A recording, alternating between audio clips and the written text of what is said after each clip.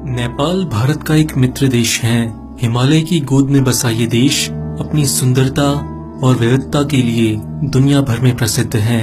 ज्यादातर भारतीयों के दिमाग में नेपाल शब्द आते ही बस एक नेपाली लड़के की इमेज बन जाती है, लेकिन नेपाल बहुत ही विविधता से परिपूर्ण देश है। आज के इस वीडियो में हम नेपाल के बारे में आपको कुछ ऐसी बातें बताएंगे जो आपने पहले कभी नहीं सुनी होगी।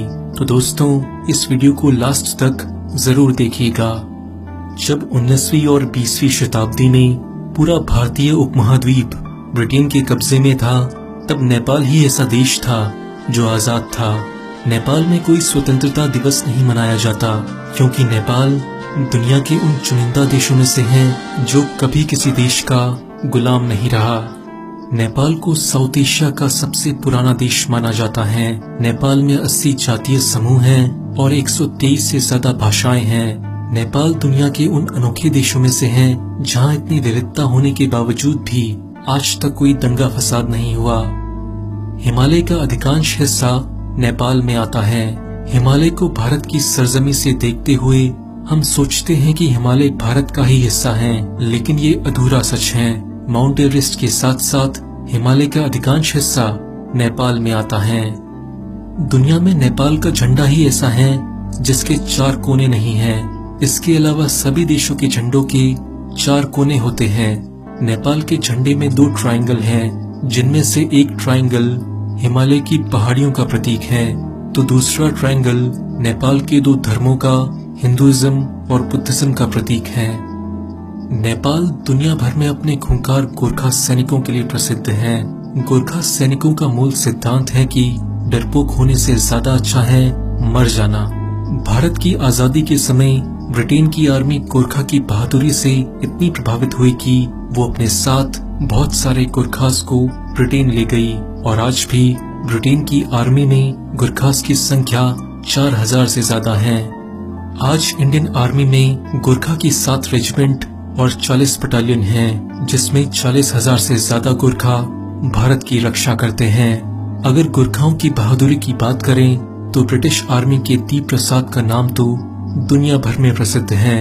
उन्होंने 17 सितंबर 2010 की रात को अफगानिस्तान में अकेले ही 30 तालिबानी आतंकवादियों को मार गिराया था, जिसके लिए उन्हें ब्रिटेन की महारानी से मेडल भी मिला था। जहां भारत में लोग मॉडर्न बनने के नाम पर नमस्ते करने की प्रथा को धीरे धीरे छोड़ रहे हैं, वहीं नेपाल में आज भी लोग नमस्ते की मुद्रा में हाथ जोड़कर एक दूसरे का अभिवादन करते हैं। कुछ समय पहले तक नेपाल एक हिंदू राष्ट्र था, लेकिन अब वो एक सेकुलर देश है। गाय नेपाल का राष्ट्रीय जानवर है। नेपाल में गाय को बहुत पूजनीय माना जाता है और उसको मारना और खाना नेपाल में इलीगल है। यही कारण है कि गाय आपको काठमांडू की सड़कों पर घूमती हुई मिल जाएगी। आप सबने एक रहस्यमयी जानवर येती के बारे में तो जरूर सुना होगा। माना जाता है कि ये जानवर नेपाल की पहाड़ियों में रहता है।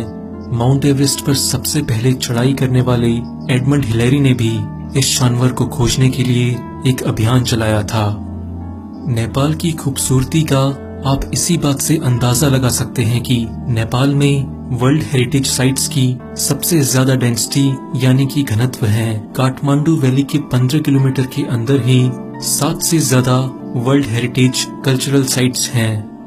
दुनिया में केवल नेपाल ही ऐसा देश है जहां जिंदा देवी का कॉन्सेप्ट है, जिसे कुमारी कहा जाता है।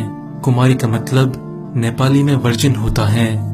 भगवान बुद्ध का जन्म नेपाल के लुम्बिनी में हुआ था। इस जगह दुनिया भर से बौद्ध धर्म के अनुयायी आते रहते हैं। नेपाल में भगवान बुद्ध के प्रति लोगों में जबरदस्त श्रद्धा की भावना देखी जा सकती है। इसके साथ साथ महाशिवरात्रि नेपाल का बहुत बड़ा त्योहार है। दुनिया की 10 सबसे ऊंची पर्वत चोटियों में से 8 नेपाल में है। इसमें 8,848 मीटर की ऊंचाई वाली माउंट एवरेस्ट सबसे ऊंची है। माउंट एवरेस्ट को नेपाली भाषा में सागर माता कहा जाता है, जिसका मतलब है आसमान की देवी। नेपाल कभी चरस तंबाकू आदि के लिए बहुत फेमस था, लेकिन अब यहाँ चरस तंबाकू खरीदना, बेचना और इस्तेमाल करना गैर कानूनी है। नेपाल में चिड़ियाओं की 870 से ज्यादा स्पीशीज हैं। आप जानकर हैरान होंगे कि चिड़िया की इतनी स्पीसीज तो पूरे यूरोप में भी नहीं पाई जाती। नेपाल दुनिया के उन चुनिंदा देशों में से है जहां आपको बंगाल टाइगर और एक सिंग वाला राइनोसोरस एक साथ देखने को मिलेंगे। 54.6 सेंटीमीटर की हाइट वाला दुनिया का सबसे छोटा आदमी चंद्र बहादुर नेपाल का ही है। रामायण की मुख्य पात्र सीता माता का जन्म स्थल मिथिला नेपाल में ही है। नेपाल का सबसे फेमस फास्ट फूड मोमोज है। जहां भारत में हर हफ्ते संडे को छुट्टी होती है, वहीं नेपाल में हर शनिवार को छुट्टी होती है। दोस्तों, आज की वीडियो में बस इतना ही। आगे आने वाले वीडियोस